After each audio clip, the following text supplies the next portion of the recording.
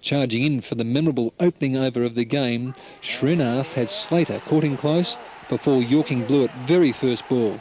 The commotion was amazing. And got him! Across the line, the Yorker. 4 key wickets went down for just 29 in the first 10 overs. A disastrous start from which the Australians never recovered.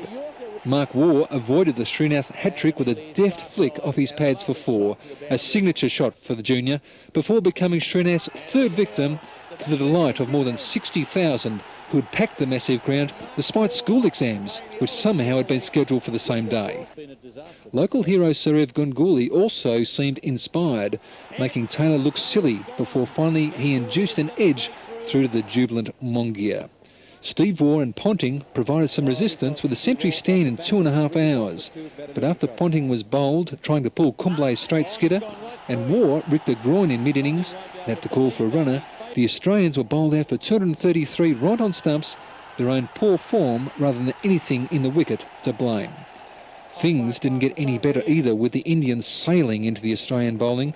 Openers VVS Laxman and Sidhu starting with 191 before Dravid and Tendulkar continued the thrashing, adding 140 for the third wicket. Michael Kastrovic tried hard against the odds, but Warne was again collared, going for almost 4 and over. There was a brief hope for the Aussies when Laxman and Sidhu both fell in their 90s just before tea, but Tendulkar's even-time 79 was sheer magic. 6 fours flowing in 2 overs against Kastrovic in true stand and deliver fashion. This time he's played it off the pads. It's going to be 4.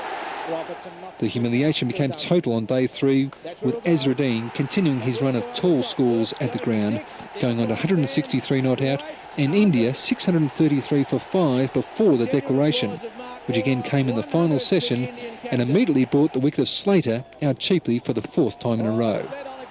For Mark Taylor, normally the most affable of souls, it had been the ultimate downer. His patched-up side was staggering, and within hours on day 4 had fallen over completely, the massacre being completed shortly after tea with the Aussies all out 181. India's innings and 219-run victory gave them the series 2-0 and exposed the Aussies as a weary, patched-up team which frankly didn't even want to be there.